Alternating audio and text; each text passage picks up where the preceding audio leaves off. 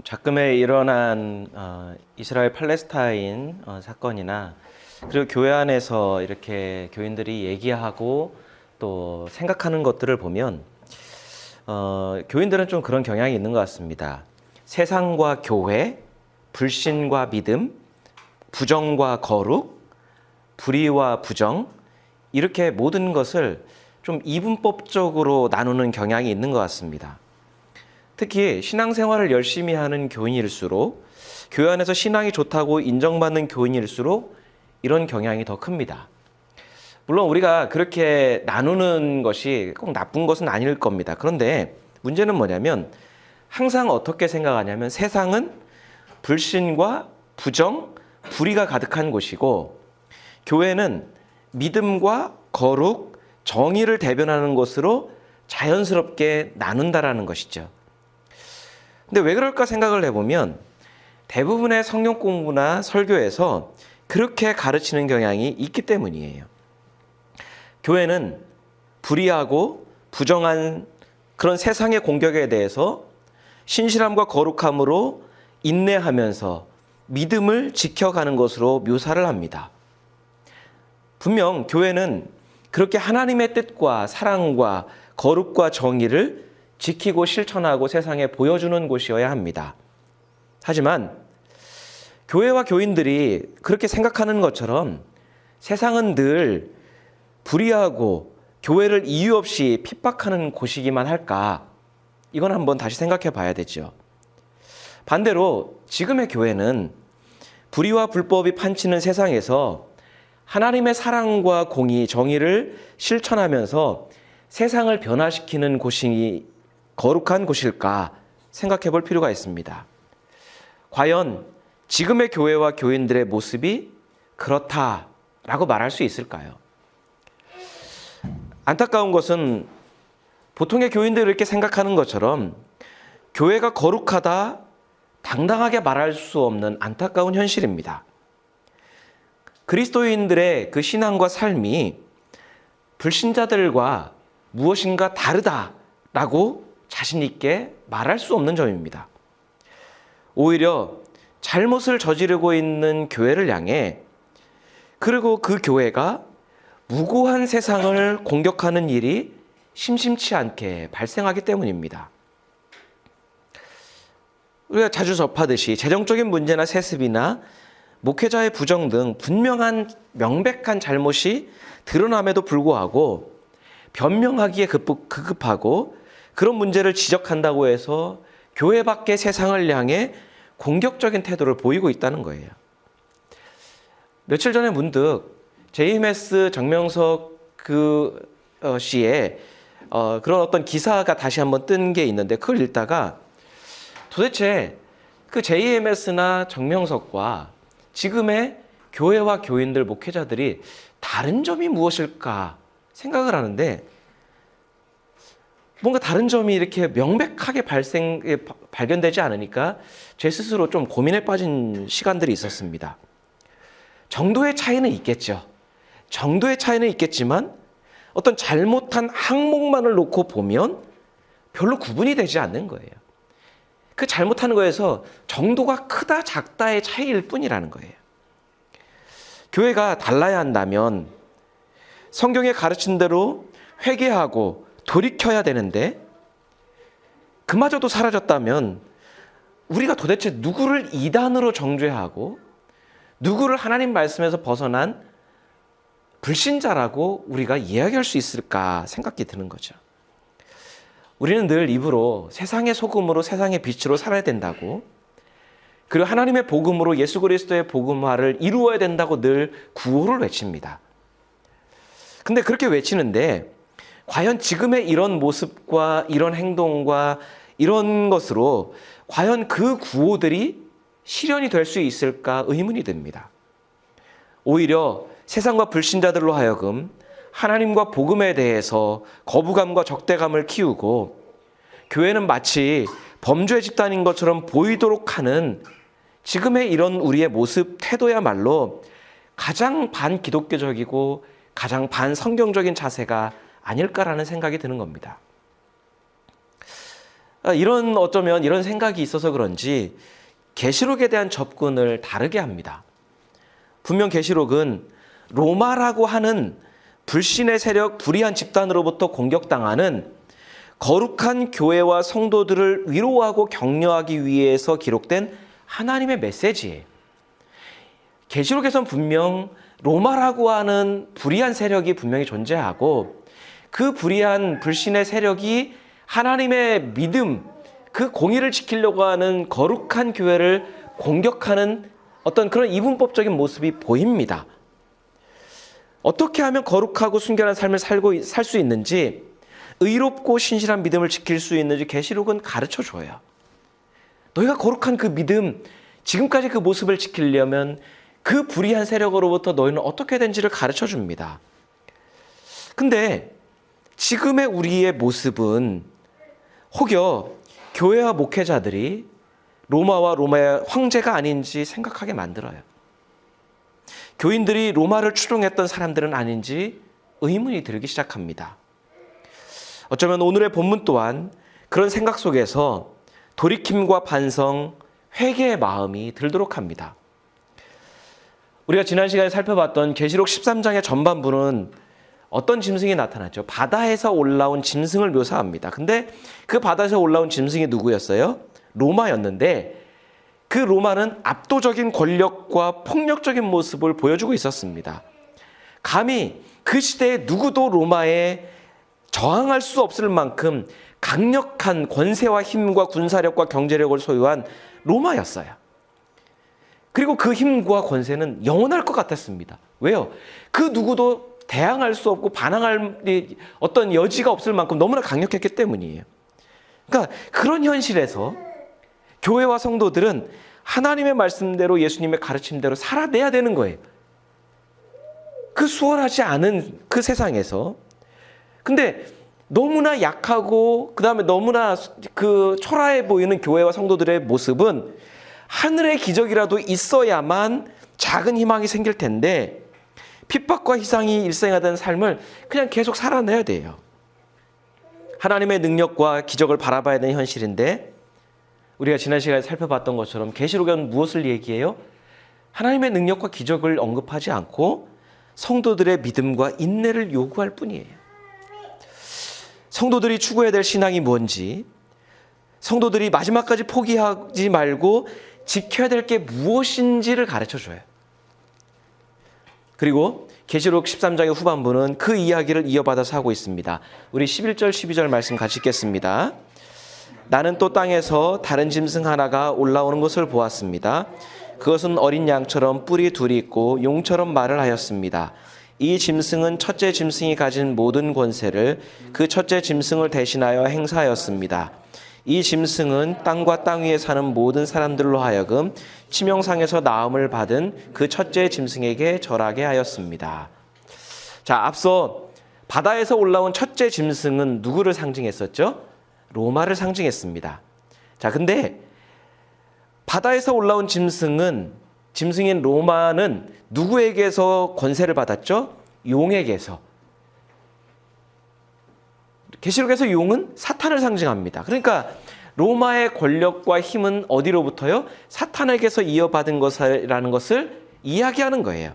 자, 근데 그 바다에서 올라온 로마를 대신해서 이제는 땅에서 올라온 다른 짐승이 등장을 합니다. 자, 근데 땅에서 올라온 이 짐승은 누구를 상징하면 로마의 권력에 빌붙어서 자신의 욕망을 채우는 그 식민지의 권력자들이나 토착 세력이나 지도자들을 의미하는 거예요. 그러니까 자기 나라와 민족을 위해서 일하지 않고 자신의 안위를 위해서 나라와 민족을 배신하고 약하고 가난한 자들을 수탈하는 지도자들이 바로 땅에서 올라온 짐승이에요. 그것을 어떻게 알 수 있냐면 이 묘사하는 것들을 보면 알 수 있습니다. 자, 어떻게 해요? 첫째 짐승이 가진 모든 권세를 이어받아서 첫째 짐승을 대신해서, 그건 뭐예요? 로마에게서 권력을 이양받았고 로마를 대신해서 그 땅을 지금 현재 다스리고 있다는 것에서 이들이 식민지의 지도자들이나 왕이나 토착 세력이나 지도자들이겠구나라는 것을 우리가 알 수 있어요. 자, 그리고 그것을 받아서 어떻게 해요? 그 사람들로 하여금 첫째 짐승에게 절하도록 하는, 뭔가 나라와 민족을 위해서, 신앙을 위해서, 믿음을 위해서 일하는 게 아니라 자기의 어떤 이익 때문에 사람들을 오히려 불의에, 불법에, 불신앙에 굴복하도록 만드는 그 역할이 바로 땅에서 올라온 이 짐승의 역할인 거예요. 그걸 통해서 뭘 요구하는 겁니까? 뭘 추구해요? 자기의 이익, 자기의 안위. 그러니까 뭔가 믿음으로 이뤄가야 될 일들, 공의로운 일들, 정의로운 일들, 나라와 민족을 위한 일이 아니라 내 이익이 뭘까? 그 이익을 위해서 대변하는 사람들인 거예요. 이들은 로마의 통치 방식을 사람들에게 강요하면서 뭘 입증하려고 했을까? 로마의 자기의 충성을 입증하는 거예요. 왜요? 그 충성을 입증할 만큼 자기에게 떨어지는 이익이 있어요. 자기가 누릴 수 있는 많은 것들을 얻을 수 있습니다. 자, 그런데 요한의 환상은 이렇게 권력에 아부하면서 불의와 불법, 우상숭배에 앞장서서 일하는 사람들의 특징을 어떻게 묘사하고 있습니까? 어린 양처럼 뿔이 둘이 있고 용처럼 말을 했다. 첫째는 양을 닮았다라는 거예요. 자, 앞서 예수님을 어디에 비유했죠? 죽임당하신 어린 양에 비유했습니다. 근데 죽임당하신 어린 양인 예수는 하나님의 의를 위해서, 신실함을 위해서 타협하거나 굴복하지 않고 당당히 죽임을 받아들인 어린 양이었어요. 그게 예수님을 묘사했던 어린 양입니다. 자, 그런데 땅에서 올라온 로마에 아부하는 이 사람들을 어린 양에 비유했는데, 자, 겉으로 볼 때는 이들이 어린 양처럼 보일 수 있다는 거예요.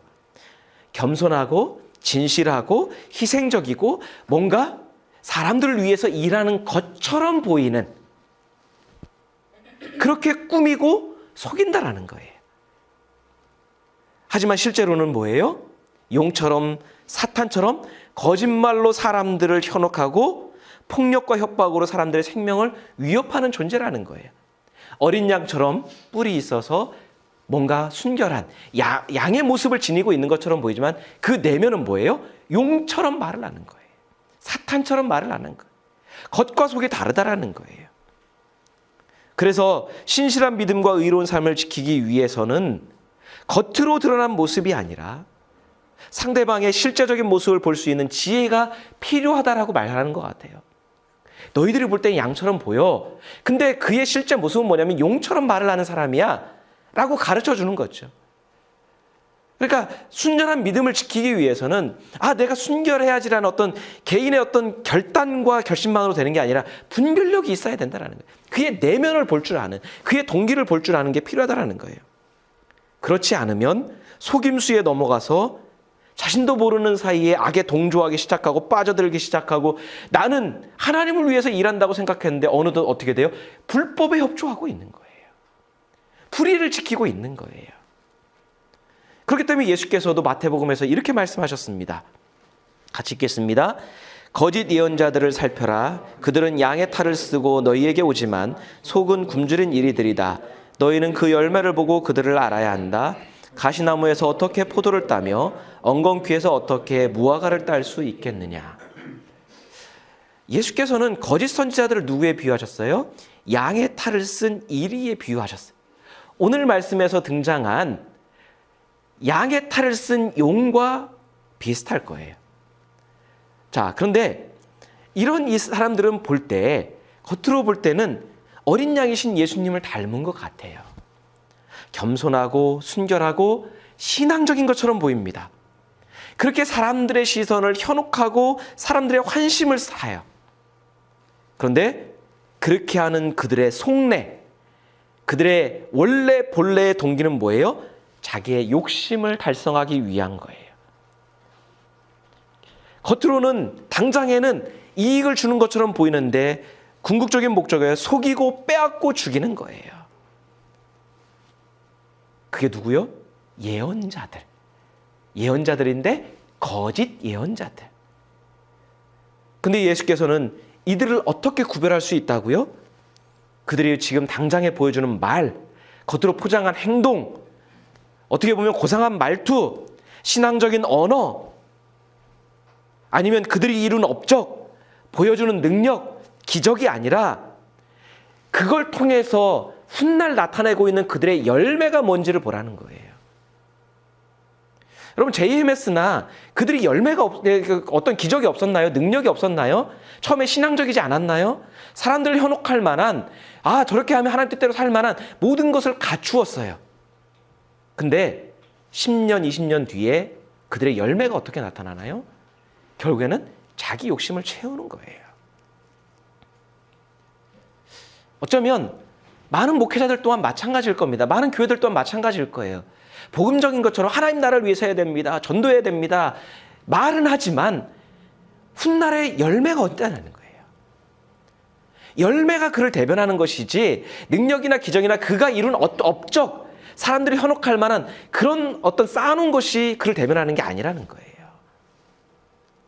열매가 진짜 그의 모습이라고 의도하는 거예요. 그거를 우리가 어떻게 할 수 있냐면, 자, 예수님이 양의 탈을 쓴 일이라고 가리킨 사람들이 누굽니까? 당시에 선지자들, 예언자들로 추앙받던 사람들이에요. 근데 예수님은 그들의 거짓을 간파하셨기 때문에 거짓 예언자들, 거짓 선지라고 하는, 선지자들로 예언자들로 추앙받던 그들을 수많은 사람들이 추앙했습니다. 추종했습니다. 따랐습니다. 근데 그들의 누구였어요? 제사장들이었고 바리새파 사람들이었고 서기관들이었고 그들의 그 당시에 신앙을 대변하는 사람들이었습니다. 종교 지도자들, 하나님의 뜻대로 살 것 같은 그 사람들을 향해 예수님께서 양의 탈을 썼다고 비판하시는 거예요. 그리고 하나님께 예배드리던 예루살렘 성전, 지금으로 말하면 교회라고 말할 수 있겠죠. 그 교회를 향해서 뭐라고 하시면 도적의 소굴이다라고 이야기하시는 거예요. 이리들이 자기의 탐욕을 채우며 사람들을 속이던 곳, 의로우신 예수 그리스도를 죽이려고 모함하며 작당하던 곳, 그게 어디서 이루어졌나요? 예루살렘 성전 안에서 이루어졌어요. 이방 나라가 아닙니다. 세상이 아니에요. 믿지 않는 어떤 사람들이 아니에요. 하나님을 모르는 사람들이 아니었습니다. 하나님께 가장 충성스럽다라고 인정받던 사람들, 가장 거룩하다라고 칭송받았던 성전이 양의 탈을 쓴 일이다라고 예수님이 말씀하고 있는 거예요. 그러면 그곳 안에서 드려졌던 그 수많은 예배, 울려 퍼졌던 수많은 성경 말씀과 찬양이 어땠냐? 과연 하나님이 원하시는 열매를 맺었냐라고 사람들에게 도전적인 질문을 하시는 거예요. 그 당시의 느낌, 그 당시의 감동, 은혜 받았다라고 했던 그 생각, 그거 말고 그 결과로 인해서 나타난 열매가 뭐냐고 물으시는 거예요. 만약에 열매가 잘못됐다면 그 당시에 느꼈던 은혜라고 느꼈던 것들, 경험했던 것들, 그거는 잘못된 것일 수 있다라고 말씀하는 거예요.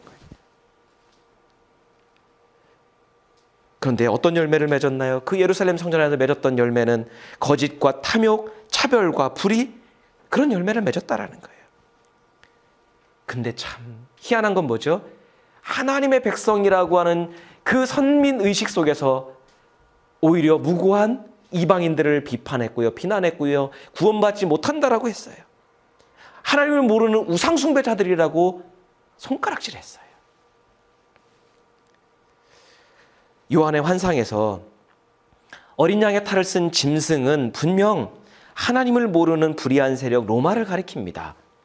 불법을 행하며 우상숭배하는 그런 황제숭배를 추종했던 그 불의한 자들을 가리킵니다. 교회를 공격하고 핍박하는 자들입니다. 그런데 어린 양의 탈을 쓴 짐승이 예수께서 비판하셨던 종교 지도자들, 예루살렘 성전으로 들리는, 그렇게 읽히는 그 이유가 무엇일까요? 왜 이 말을 하나님을 모르는 사람이나 세상이 아니라 교회 안의 목회자들과 성도들이 들어야 된다는 그 생각이 자꾸 드는 이유는 뭘까요? 왜 세상이 아니라 교회 안에서 짐승의 모습이 자꾸 엿보일까요? 뒤이은 말씀이 그런 생각을 더 강하게 만듭니다. 우리 13절 말씀입니다. 또 그 짐승은 큰 기적들을 행하였는데 사람들이 보는 앞에서 하늘에서 불이 땅에 내려오게도 하였습니다. 여러분, 신기한 건요, 이 짐승이 큰 기적을 행해요. 기적을 행할 능력도 있고요. 이 짐승이 어떤 기적을 행했다고 이야기하냐면 하늘에서 땅에 불이 내려오는 기적을 행했다라고 이야기합니다. 하늘에서 땅에 내려오는 그 기적은 사람들을 현혹시킬 수 있는 능력을 이야기하는 거예요. 자, 그런데 구약에 보면 하늘에서 땅에 불이 내려오는 기적을 행한 것이 있습니다. 대표적인 게 뭐예요?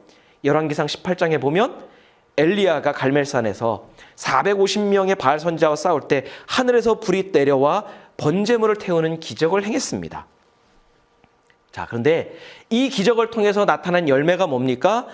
오직 살아있는 신은 하나님밖에 없다는 것을 드러낸 기적이었어요.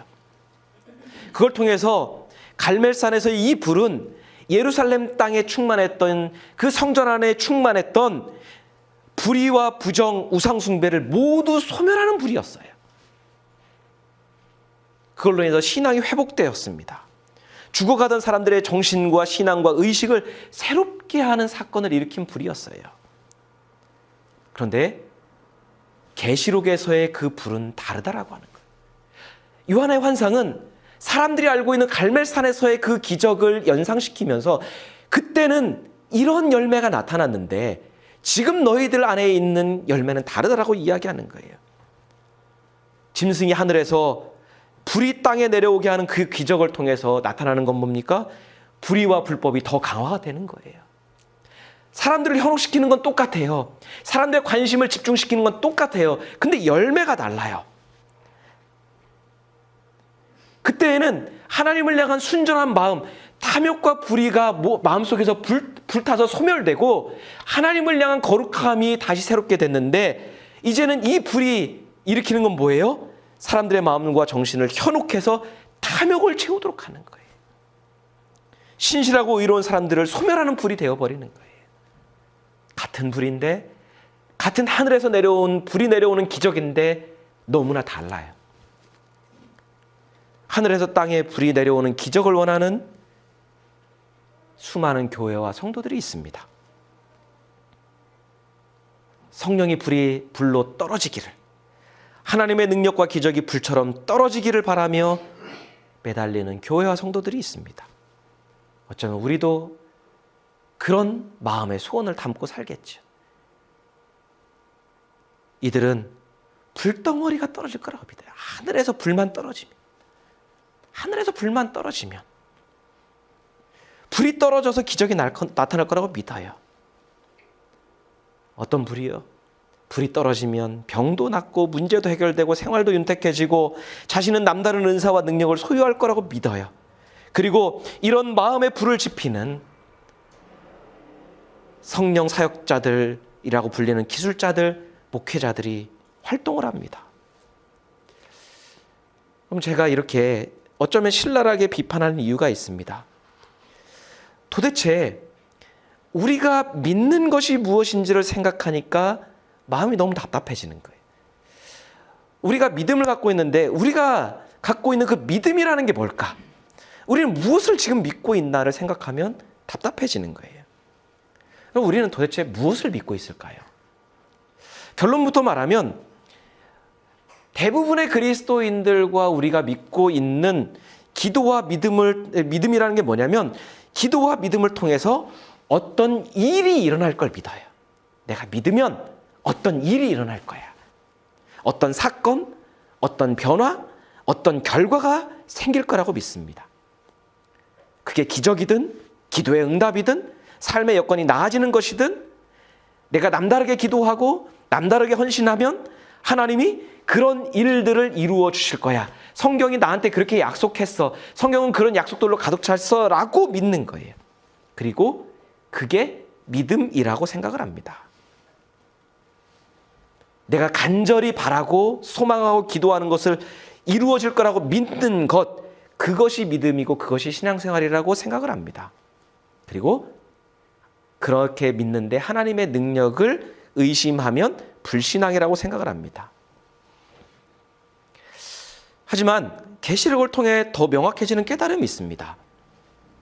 믿음은 어떤 일이 일어날 걸 믿는 게 아니라는 거예요. 오히려 계시록이 가르쳐주는 믿음은 이겁니다. 성도로서 어떻게 살아야 하는지를 깨닫게, 더 확실하게 가르쳐준다는 거예요.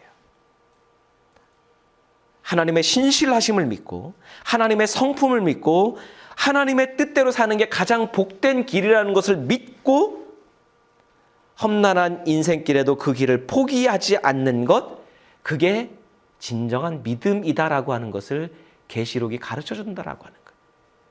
그러니까 어떤 일이 일어날 것에 대한 믿음이 아니라 하나님의 성품에 대한 믿음이에요.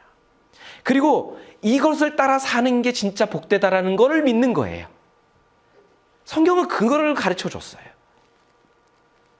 그럼 만약에 그렇다면 우리는 우리가 가지고 있는 지금 현재 믿음을 버려야 합니다. 내가 기대하고 믿는 것들이 실현돼야 한다라고 하는 하나님의 능력에 대한 믿음을 버려야 돼요. 대신 하나님의 신실함과 공의로우심에 대한 하나님의 성품에 대한 믿음을 가져야 되는 거죠. 그렇지 않으면 우리는 언제든 유혹에 빠질 가능성이 크기 때문이죠. 왜요? 만약에 우리가 지금의 믿음을 그냥 가지고 있다면, 하늘에서 불이 땅에 내려오게 하는 기적이 일어난다면, 그런 기적을 일으키는 사람이 있다면 어떻게 해요? 불이 나게 그 사람한테 달려가는 거예요. 그리고 그가 가진 능력과 그 기적을 의지하는 거예요. 그런 교회들이 잘 되고 있고요. 그런 사람들에게 사람이 몰리고 있고요. 그리고 그에게서 받은 어떤 기적이 신앙이고 하나님의 살아계심이라고 믿는 현상들이 많이 벌어져요. 그가 하나님의 뜻을 나타내는 엘리야가 아니라 양의 탈을 쓴 짐승일 수도 있는데, 그가 양의 탈을 쓴 짐승인지는 중요하지 않아요. 뭐가 중요해요? 그가 기적을 일으킨 자체만 중요한 거예요. 그래서 요한의 환상은 우리의 분별력이 얼마나 중요한지 그 뒤를 이어서 이렇게 이야기합니다. 같이 읽겠습니다. 또 작은 자나 큰 자나 부자나 가난한 자나 자유인이나 종이나 할 것 없이 다 그들의 오른손이나 이마에 표를 받게 하였습니다. 누구든지 이 표를 가진 사람 곧 짐승의 이름이나 그 이름을 나타내는 숫자로 표가 찍힌 사람이 아니면 아무도 팔거나 사거나 할 수 없게 하였습니다. 여기에 지혜가 필요합니다. 지각이 있는 사람은 그 짐승을 상징하는 숫자를 세어 보십시오. 그 수는 어떤 사람을 가리키는데 그 수는 666입니다. 환상은 우리가 잘 알고 있는 숫자 666을 언급을 합니다. 계시록에서 666은 짐승의 표를 상징합니다. 여기서 말하는 666은 로마에 대한 어떤 충성도를 나타내는 거예요. 로마에 대한 어떤 충성도를 겉으로 드러난 게 있어야만 그 당시에 먹고 살 수 있고 거래가 가능했고 삶의 소유를 가질 수가 있었어요. 그렇기 때문에 수많은 사람들이 로마의 충성을 나타내기 위해서 앞다투어 그렇게 부역을 했던 것이죠. 한때 기독교에서는 666을, 그리고 지금도 많은 교회들에서는 666을 뭐라고 가르치죠? 악마의 숫자로 가르쳐요. 사탄의 숫자다. 그래서 문자적으로 666을 강요하는 어떤 사람이 나타날 텐데 그걸 몸에 새기면 그게 배도하는 것이다라고 가르칩니다. 문자적으로 그렇게 이야기를 해요. 그래서 우리가 계시록의 초반부에도 얘기했지만 컴퓨터가 등장했을 때 컴퓨터가 666이다. 바코드가 666이다. 최근에는 베리칩이 666이다. 그렇게 주장을 해요. 그리고 수많은 사람들이 아직도 그걸 믿고 있습니다. 그리고 어떤 학자들은 이렇게 이야기를 해요. 그 헬라어나 이런 것들을 분석을 해서 이름의 분석을 해서 네로의 이름을 분석하고 났더니 그게 666이었다. 어떤 사람은 히틀러라는 이름이 666이었다. 어떤 사람은 유럽연합의 의장이 666이다. 그렇게 뭔가 사람, 현상 그런 걸 문자적으로 그걸 해석을 하려고 그래요.